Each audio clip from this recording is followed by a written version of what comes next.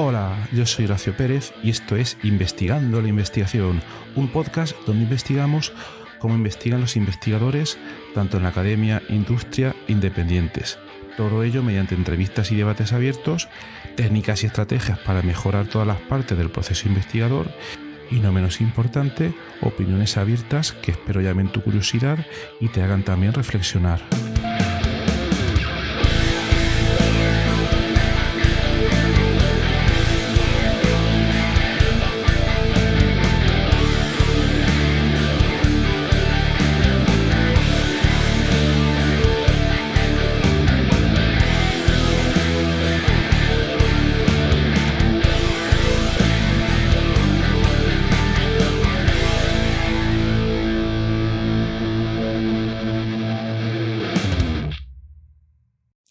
Hola, hoy es miércoles, ya 29 de junio de 2022. En cuanto a las efemérides científicas e investigadoras, tal día como hoy, un 29 de junio de 1855, moría el señor John B. Gorrie, el cual fue un investigador científico americano, el cual fue el inventor o digamos el primer inventor reconocido de algo muy potente como fue el primer refrigerador mecánico. De hecho, en 1851 le fue concedida una patente porque desarrolló una máquina de aquella época, claro, que podía fabricar ya hielo. Y luego este hombre, se subió un poco para arriba, como decimos en mi pueblo, e intentó no solo inventar la refrigeración mecánica con pequeñas cantidades de hielo, sino que también intentó inventar el aire acondicionado. Pero claro, aquí estamos hablando ya de palabras mayores y la tecnología que había por aquel entonces no permitía generar cantidades tan grandes de hielo como para poder tener una temperatura relativamente baja en una habitación.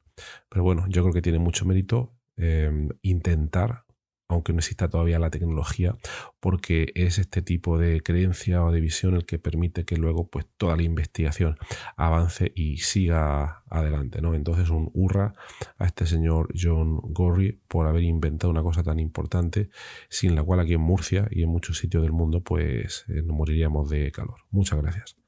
Bien, pues en el episodio del podcast de ayer hablábamos de las diferentes áreas que hay en la bioinformática y nombramos de pasada una palabra que, aunque ya la hemos nombrado en otros episodios, es una palabra que al menos a mí me gusta mucho y que es la palabra quimioinformática. Mucho cuidado con esto, mucho cuidado. Bien, yo creo que hay que tener pues mucho cuidado a la hora de definir compartimentos estancos en la ciencia, en la investigación, en las disciplinas, y a veces con este tipo de palabras pues surgen una serie de problemas. ¿Por qué? Porque la gente se aferra a una serie de definiciones estrictas y es incapaz de salir de ahí, en el sentido de que cuando una herramienta no cumple con lo que se espera que debe cumplir en una disciplina determinada, pues luego puedes tener problemas cuando envías un paper a una revista o un proyecto, una convocatoria de proyectos, porque los que te están evaluando son de ese área y dicen que lo que has enviado, aunque funcione, no cumple los requisitos de ese área, etcétera, etcétera. A mí todas estas situaciones la verdad es que me parecen bastante absurdas, no deberían existir, pero al contrario, creo que es importante mencionarlas y que sepáis que existen y que así podéis estar preparados cuando, ya os digo, enviéis un paper o un proyecto, una convocatoria, y bueno, ya lo trataremos en otro episodio. Pero bueno, lo que quería comentar hoy es que, igual que ayer comentamos las diferentes áreas que tenemos en la bioinformática, hoy me apetece hablaros un poco para que lo conozcáis. Parece que es una hermana o hermano pequeño, la quimioinformática, pero de pequeño para nada, ¿no? Entonces vamos a repasar un poco lo que es la bioinformática y cómo se relaciona todo esto con lo que la quimioinformática pues puede dar de sí.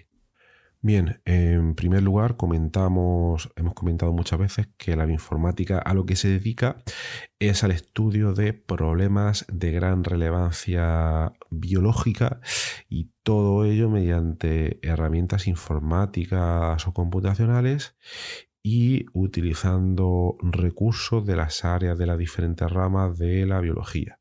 Pues entonces, si nos vamos a quimioinformática, no será muy difícil que nos imaginemos que una definición podría ser el uso de técnicas informáticas o computacionales para tratar problemas que son inherentes a la química. Si os fijáis en estas dos definiciones, quimioinformática, bioinformática, únicamente estamos transicionando de la biología a la química, pero es muy difícil. Si hay ciertos problemas, el encasillar los que son dentro de biología o de química, la verdad que es muy difícil. Hay a veces disciplinas intermedias, como puede ser, por ejemplo, la bioquímica, pero normalmente a mí al menos lo que me interesa es resolver un problema determinado. ¿Qué áreas estrictamente son las encargadas de resolver ese problema? No me importa tanto, sino saber las herramientas que puedan haber, las teorías que puedan haber y cómo podemos aplicarlas para resolver ese problema. Pero bueno, si nos fuéramos a una definición estricta tipo blanco y negro, podríamos decir por una parte que la quimioinformática es básicamente la aplicación de técnicas informáticas para analizar grandes cantidades de datos químicos o para predecir esas propiedades químicas. Y aquí a veces también hay que tener cuidado porque hay gente que le gusta separar la quimioinformática de lo que sería la química computacional. La diferencia a veces no está muy clara, pero se podría ver como que la química computacional es una disciplina como que más científica porque es más química que informática y a lo que se dedica es tiene un core mucho más químico y a procurar predecir propiedades de sistemas, por ejemplo, la distribución de carga en una molécula, ciertas propiedades como por ejemplo su solubilidad, etcétera, y para ello recurre a teorías físico-químicas y únicamente utiliza la computación o la informática, como lo quiera llamar, para resolver todos esos problemas. Y cuando lo resuelve, normalmente es necesario utilizar o explotar grandes recursos de cómputo. Quizás se podría ver, no es que sea una regla 100% correcta, como que en la quimioinformática es un análisis de datos, digamos, más ligero, mientras que la química computacional puede consumir gran cantidad de recursos computacionales. De hecho, muchas veces en los centros de supercomputación a los cuales tenemos acceso, los administradores nos han comentado que casi siempre, o en gran parte de los casos, el mayor porcentaje de usuarios del centro de supercomputación corresponde a químicos computacionales. O sea que con eso te puedes hacer una idea, ¿no? Parece, si no recuerdo mal, que depende mucho del sitio, pero tenemos químicos computacionales, bioinformáticos, gente de astrofísica, esos parece ser que son los que se llevan la mayor parte del pastel del uso de recursos de cómputo. Bueno, bien, pues una vez introducida la quimioinformática en comparativa con la bioinformática y al haber mencionado las diferencias que hay entre quimioinformática y química computacional, ya vamos a mencionar un poco las diferentes áreas en las que se puede dividir. Como comentamos ayer con la bioinformática, en este caso de la quimioinformática también es un área en continuo desarrollo. Quizás se podría decir que es un poco más antigua que la bioinformática, porque se empezó a trabajar la química con ordenadores, yo creo que antes que la biología. No sé si por tradición, no lo sé, la verdad, pero tiene mucho más tiempo y también se podría decir quizás que el avance en los últimos años no ha sido tan espectacular como ha sucedido en la rama de la biología, en la rama de la bioinformática. Bueno, pues vamos a contar algunas áreas que son bastante importantes dentro de la quimioinformática. Como es un capítulo introductorio, simplemente me gustaría pues nombrarlas todas sin meterme en detalle para que tengáis una breve idea de por dónde vamos, ¿vale? Entonces, una de las áreas importantes sería, digamos, el cómo almacenar información química y el cómo poder acceder a ella, ¿vale? Yo creo que así surgió la quimioinformática a la hora de, bueno, pues almacenar información de gran cantidad de compuestos químicos y de cómo poder procesarla a posteriori para obtener conclusiones, etc. Aquí tenemos una parte que es más informática, pues concierne a la creación de librerías digitales y al estudiar cuál es la manera más eficiente de estructurar los datos para hacer ese almacenamiento de datos específico de compuestos químicos, de cómo se organizan las moléculas internamente, la descripción de átomos, enlaces y todos los elementos. Entonces aquí podríamos tener técnicas que son muy específicas del campo de la química informática. Por ejemplo, el minado de moléculas, el minado de grafos, porque podemos ver a las moléculas como grafos, etcétera, etcétera. Entonces, esta sería una rama de las más clásicas y antiguas de la química informática, que a su vez, al nombrar el almacenamiento de datos, también estaría relacionado con el desarrollo de formatos de ficheros para describir de la manera más eficiente posible y luego poder procesar también las moléculas. Entonces, si trabajáis en química informática, conoceréis que tenemos una gran cantidad de posibles formatos. Tenemos el consabido PDB, que ya conocéis los que venís del mundo de la bioinformática, pero luego tenemos el MOL2, el PBQT, el SDF, el SMILES, bueno, una gran cantidad que cada uno tiene sus ventajas y sus desventajas, pero bueno, un mundo aparte. Luego podríamos conectar esto, hemos hablado de almacenar datos, pero también hay otra área que se dedica al estudio de librerías virtuales de compuestos. Librerías virtuales que se pueden procesar en determinado tipo de cálculos para proponer la síntesis, la fabricación o el testeo de compuestos que no existen, pero que se procesan de manera virtual, y entonces es necesario crear esas librerías virtuales. En este podcast, alrededor del episodio 101-102, estuvimos hablando bastante en profundidad de este tema, y como algunos investigadores, como el profesor de la Universidad de Glasgow, Lee Cronin, está investigando cómo se pueden analizar ciertos tipos de compuestos para procurar predecir si esos compuestos pueden indicar la existencia de vida, cuando se refiere, claro, al análisis de moléculas extraterrestres.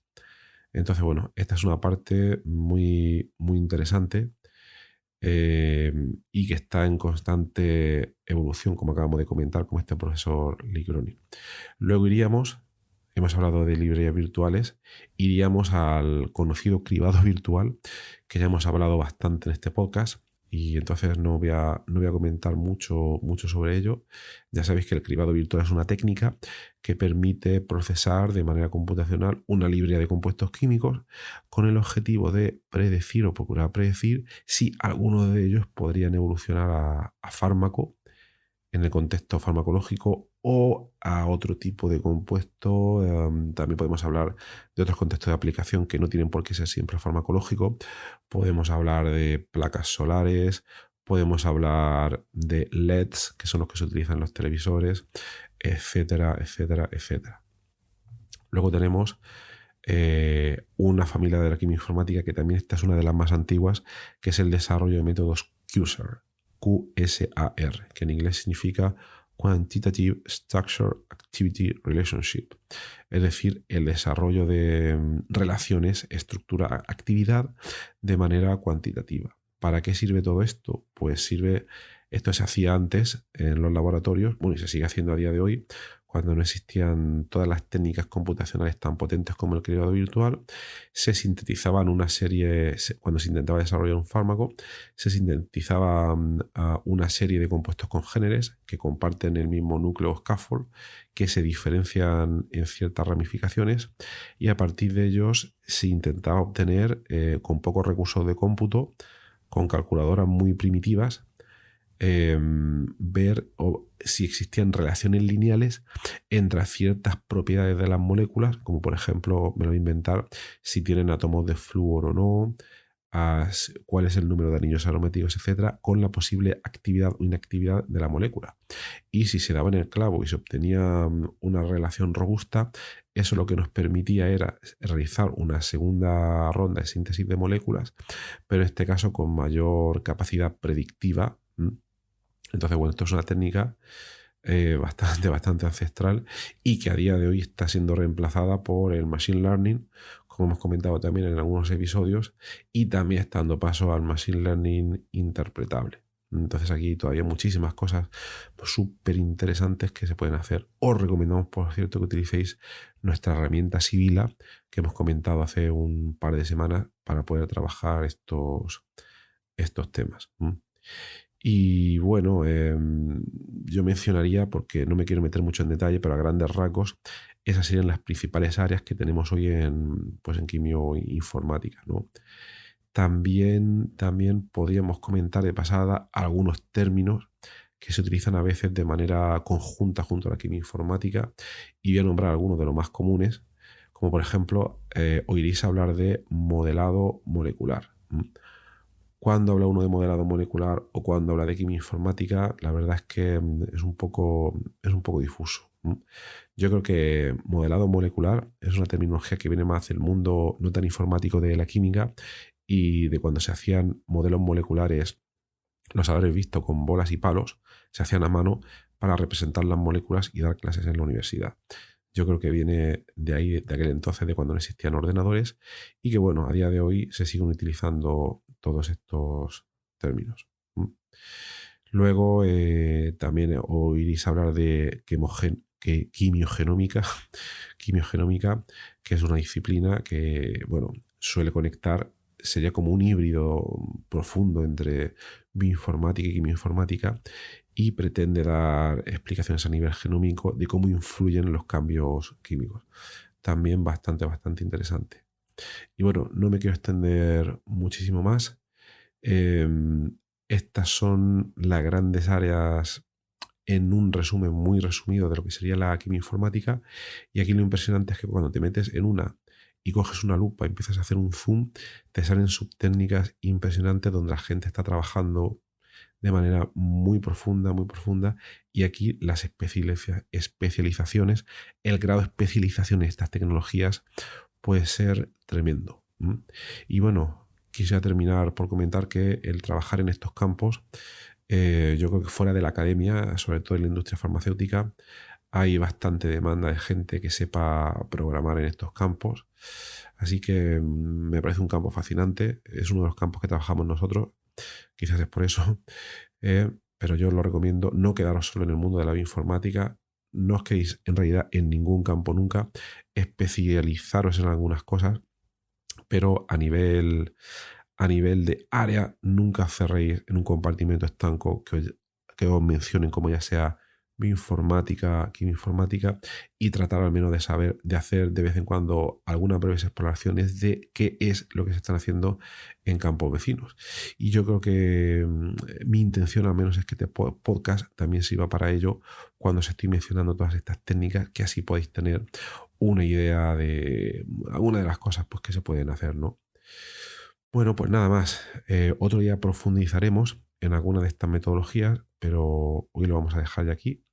Y bueno, ya sabéis, en nuestra comunidad de Discord sois bienvenidos, bienvenidas a seguir discutiendo y comentando sobre estos temas. Y nada más, que tengáis un maravilloso miércoles y hasta luego.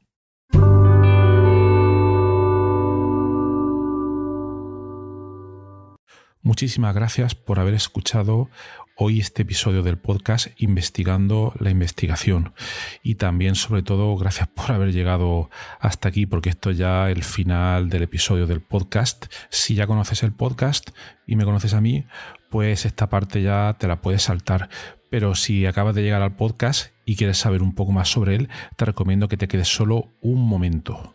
En primer lugar, te voy a comentar quién soy y a qué me dedico. Mi nombre es Horacio Emilio Pérez Sánchez, a veces lo abrevio como Horacio Pérez, y soy de formación químico computacional. Actualmente estoy contratado en la Universidad Católica de Murcia, UCAM, donde me dedico a tareas de investigación. Soy actualmente el investigador principal del grupo de investigación en bioinformática estructural y computación de altas prestaciones, donde nos dedicamos a desarrollar métodos avanzados de descubrimiento de fármacos, a implementarlos en supercomputadores debido a la gran cantidad de cálculos que estos tienen que realizar, y además proporcionamos acceso a dichos métodos a través de servidores web o a través de otro tipo de herramientas bioinformáticas. Al mismo tiempo, aplicamos dichos métodos a problemas temas relevantes dentro del descubrimiento de nuevos fármacos, y los compuestos que descubrimos los patentamos y los licenciamos a diversas empresas. También soy docente en diversos grados en la UCAM, como puede ser el grado en farmacia, el grado en ingeniería informática y el grado en medicina. También trabajo por cuenta propia como autónomo, y ahí tengo 3 líneas principales de actuación. Una de ellas consiste en la asistencia o mentoría en temas de investigación académica e industrial, donde te ayudo a responder a las siguientes preguntas. 1. ¿Cómo conseguir que tus artículos científicos sean aceptados en revistas de alto impacto? 2. ¿Cómo conseguir que tus proyectos de investigación obtengan financiación en convocatorias competitivas nacionales e internacionales? 3. ¿Cómo gestionar eficientemente tus proyectos de investigación actuales para conseguir los objetivos propuestos? Y 4. ¿Cómo incrementar tu productividad como investigador y disminuir tu estrés? También ofrezco servicios de asistencia en bioinformática estructural respondiendo a las siguientes preguntas. 1. ¿Cómo descubrir compuestos bioactivos en diversos contextos, tanto farmacológicos, nutracéuticos o agrícolas, etc.? 2. ¿Cómo proponer y validar modelos moleculares para sistemas biológicos? 3. ¿Cómo acelerar drásticamente la ejecución de cálculos complejos y costosos?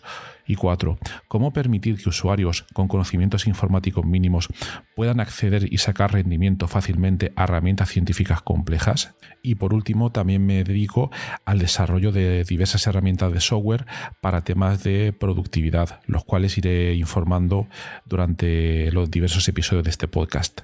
En cuanto al podcast, como os podéis hacer quizás una idea si habéis llegado hasta aquí y habéis escuchado alguno de los episodios, mi intención e interés es divulgar la investigación que se hace en muy diferentes contextos, tanto a nivel académico como a nivel industrial, porque el tema de divulgación académica e industrial pienso que no se le da la suficiente importancia, y también el trabajo que realizan investigadores autónomos y diversos colectivos.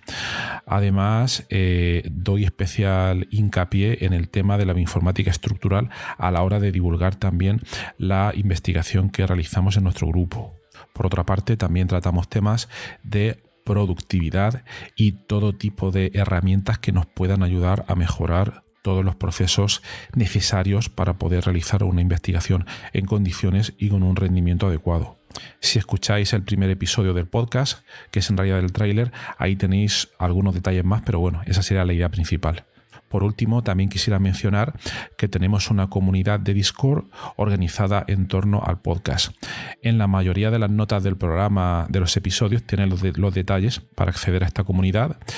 Y es muy interesante porque ahora mismo tenemos unos 100 y pico de usuarios, de oyentes, que se conectan a la comunidad de Discord, y de ahí surgen diferentes conversaciones.